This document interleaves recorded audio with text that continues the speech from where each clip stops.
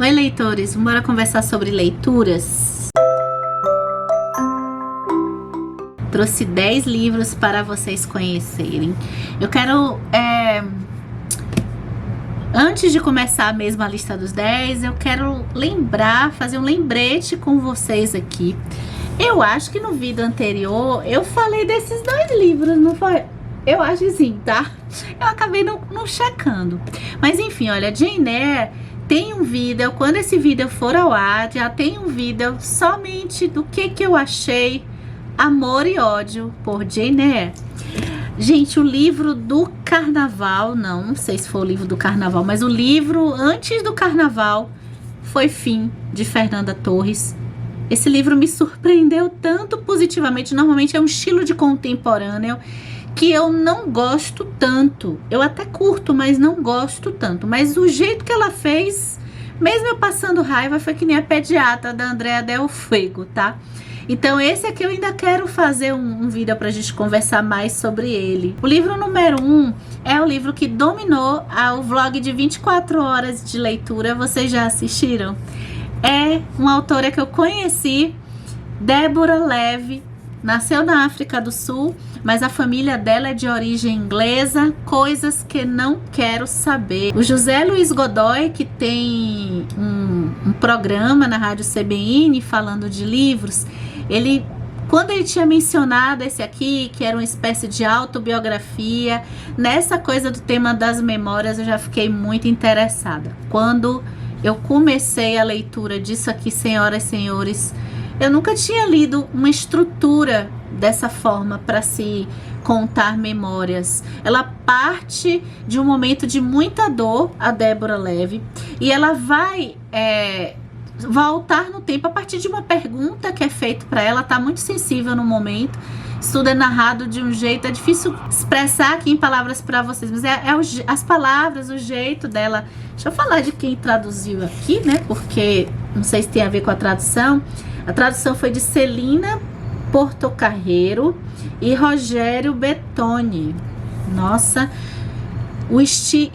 acredito que esse estilo seja bem próprio mesmo, porque ela vai e volta no tempo assim com uma sutileza. A infância dela ali naquela região da África do Sul, o pai dela estava ali, vai ser preso na frente dela, uma cena que marca a infância dela, e depois disso ela tem uma espécie de trauma, não vou dizer o que é, porque não é um spoiler, mas assim, que vai trazer algumas memórias para responder porque ela se tornou escritora.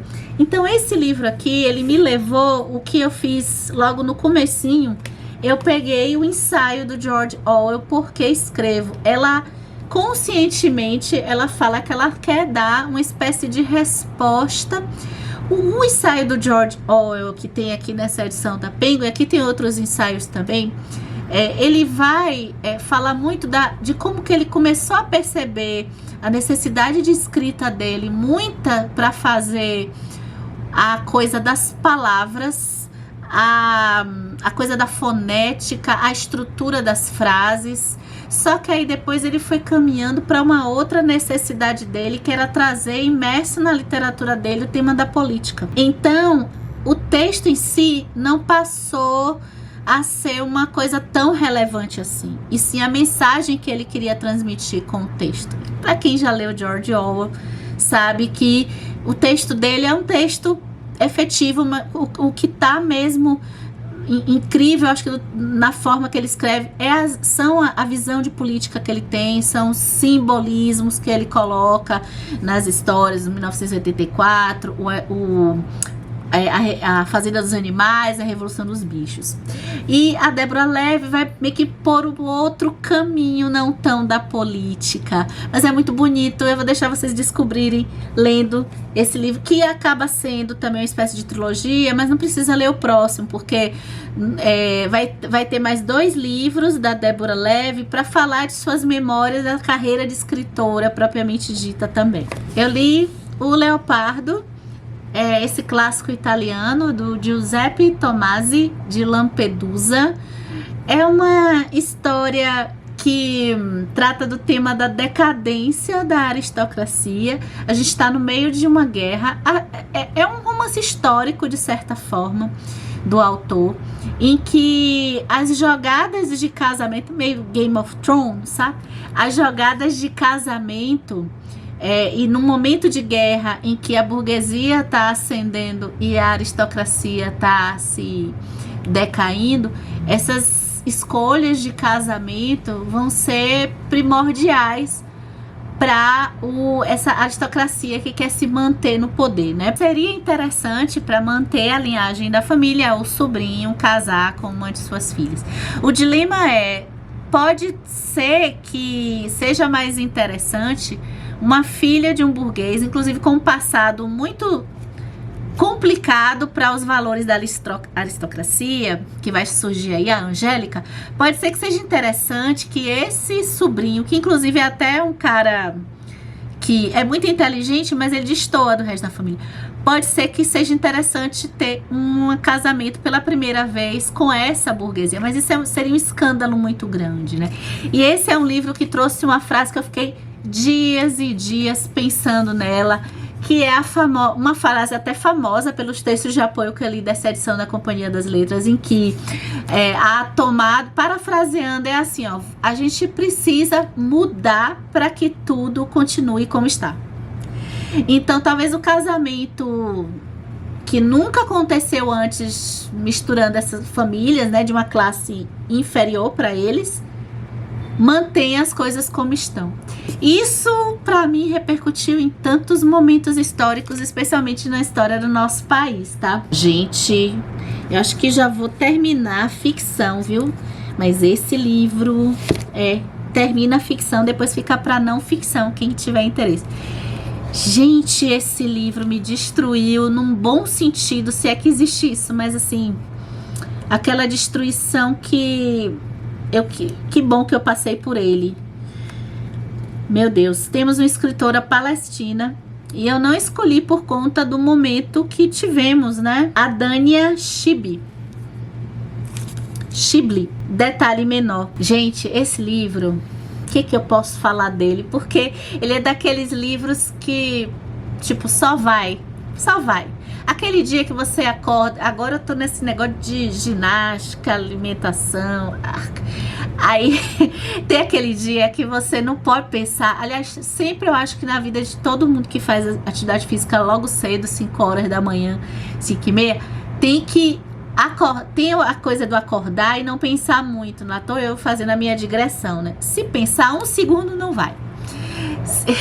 Se procurar saber muito sobre esse livro, pode ser que dê receio, assim. Eu acho que eu teria receio de ler se eu soubesse muito sobre ele. Então, assim, claro que num modo geral, eu sabia o que tá se passando numa época de bombardeio. A gente tem um primeiro momento de soldados de Israel invadindo locais e fazendo bombardeio na região palestina, coisas que hoje não acontecem, né, gente? É coisa de lá de trás, né? Que acho que se passa um pouco logo depois, porque ele tem 2 fases no tempo. Eles passam um pouco logo depois ali da criação do Estado de Israel e depois vai passar alguns anos.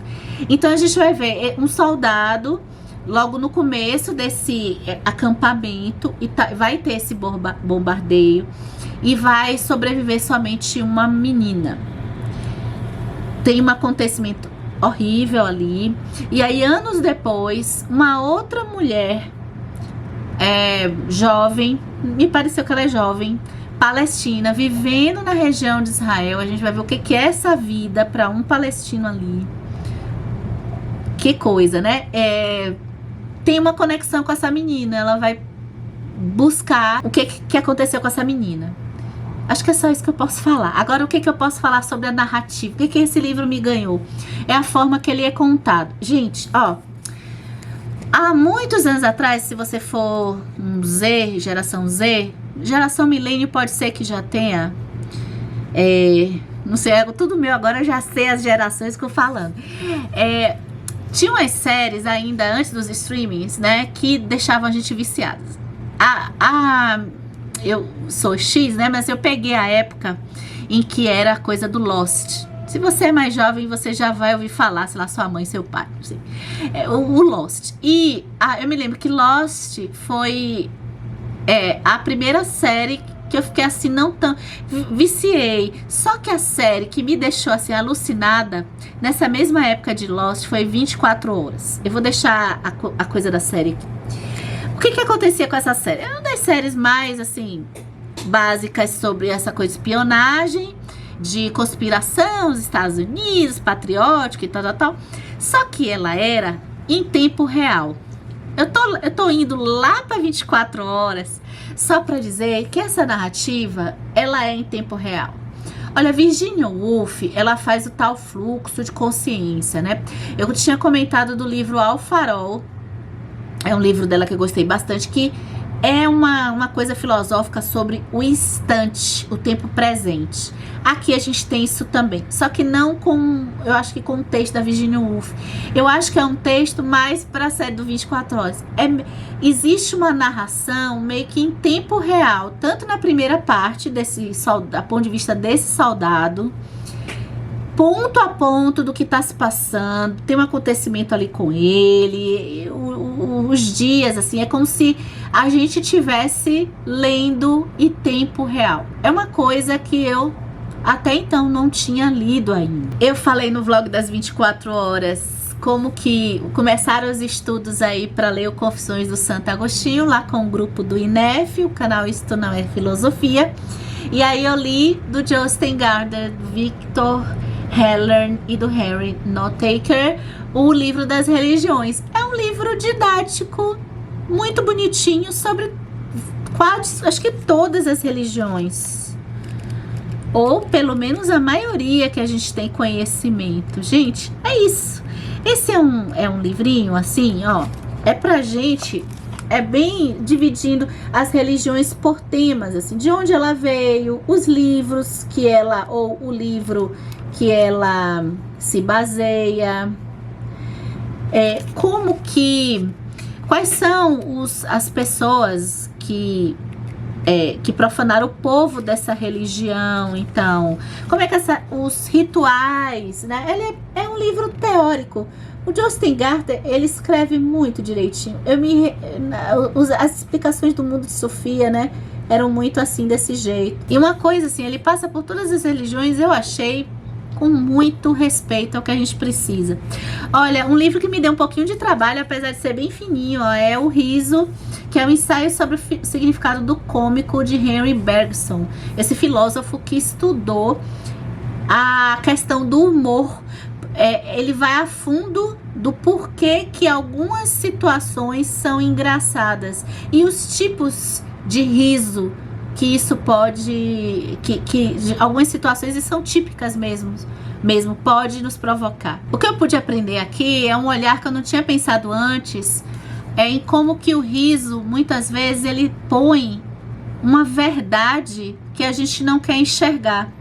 E que a gente acaba não enxergando, a não ser que ela fique muito evidente. Daí o exagero que tem que acontecer para a gente ver essa verdade. E quando a gente se dá conta dela, do quanto que uma ultra verdade de você botar, por exemplo, um cara pintado, andando, imitando uma pessoa.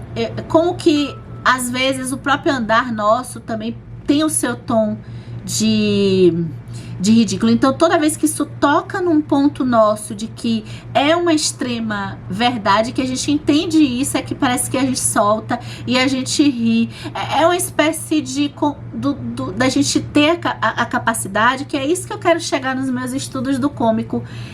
Será que pode existir situações que a gente, ou períodos históricos que a gente pode estar adoecido e perder a capacidade de sorrir? Olha, para quem assistiu o vídeo sobre Jane Eyre, eu falo do livro de Lilith, que eu mostrei lá, a relação que tem com o livro da Jane Eyre. E não teve como, né? Já mergulhei, já fui lá ler as diversas versões do mito de Lilith. O mito de Lilith é fenomenal, especialmente para quem tem interesse em origens de comportamentos femininos, origens de interpretações patriarcais do feminino. E quem gosta do tema da bruxa, quem já leu Caliban e a Bruxa, tudo partiu, as histórias mais antigas partem muito de Lilith, né?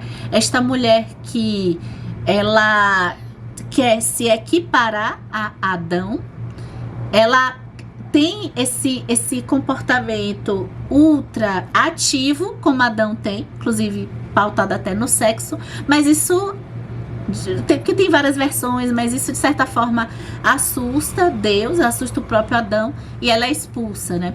E quando ela é expulsa, ela vira mulher maluca, porque toda mulher que tá querendo reivindicar alguma coisa é a louca, né? Bem, são várias versões, mas eu resumido de uma delas é mais ou menos isso, tá? Essa coleção eu vou mencionar novamente, caso alguém não tenha assistido ao vídeo lá da Jane Eyre, que eu falo mais, mas eu vou repetir, é uma coleção bem legal para quem gosta de mitologia. Essa aqui é a Psicologia e Mito, tem uma ramificação dela que fala do Jung também. E aqui é o resgate do lado sombrio do feminino universal. Tem outras também, tá, gente? Eu até mostrei um pouco mais.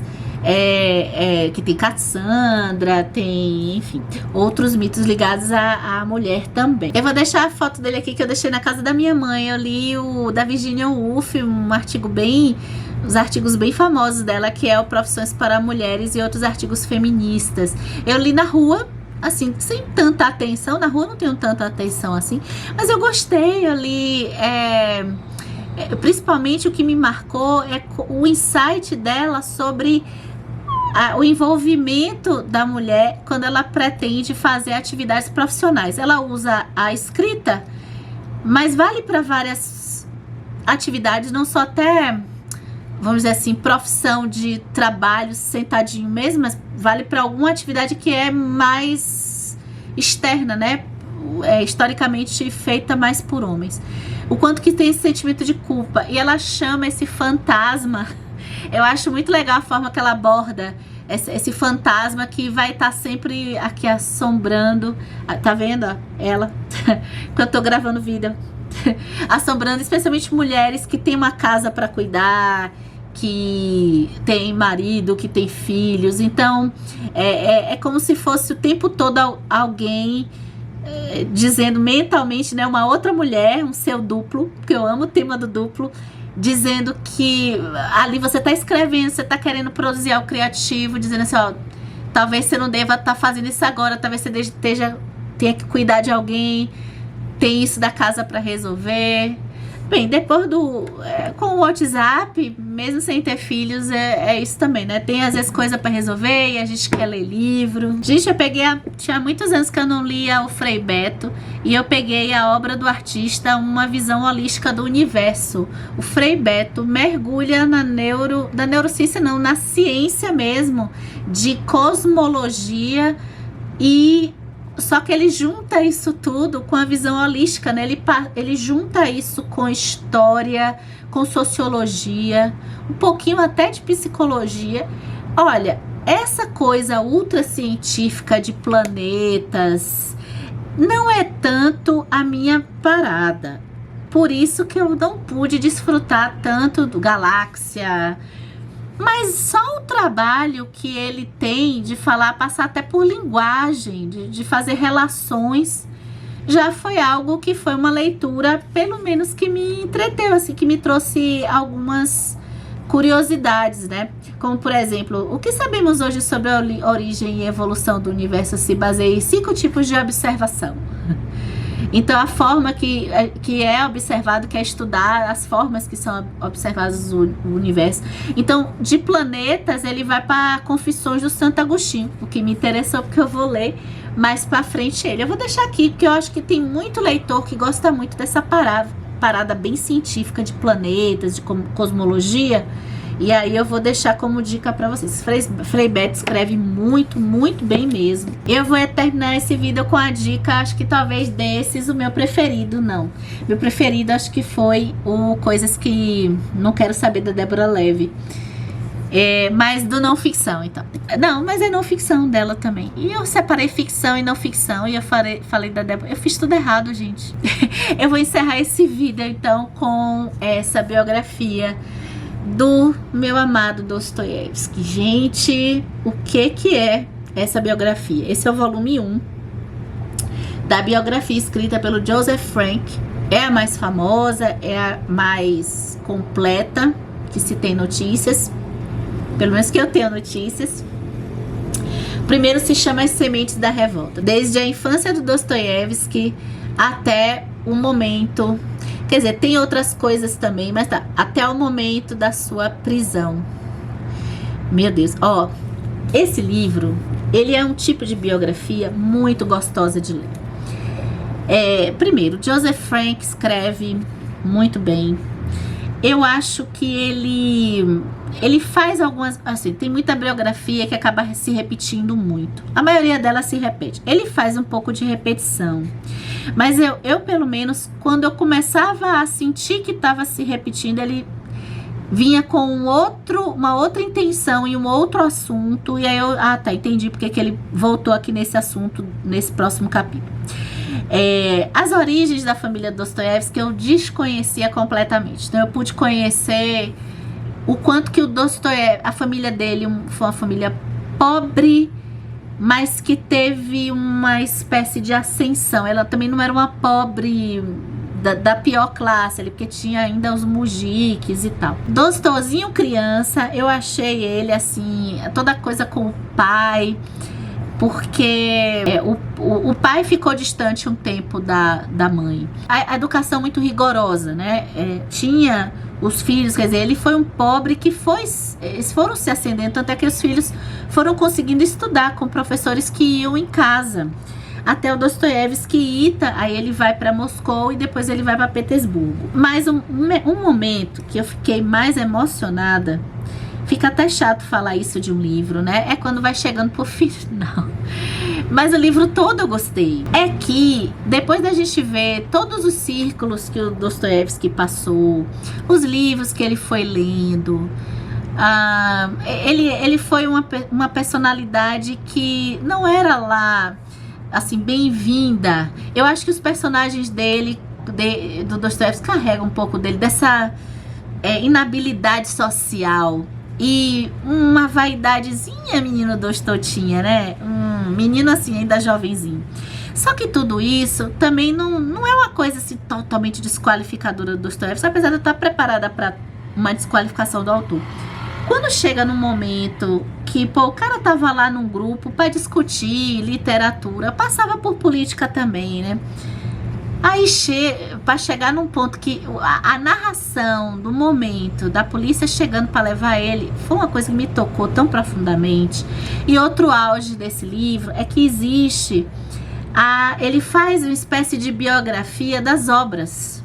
Então, o olhar do Dostoiévski, ele é desviado, assim, da vida do Dostoiévski, é desviado para as obras, como se dentro tivesse mini biografias das obras.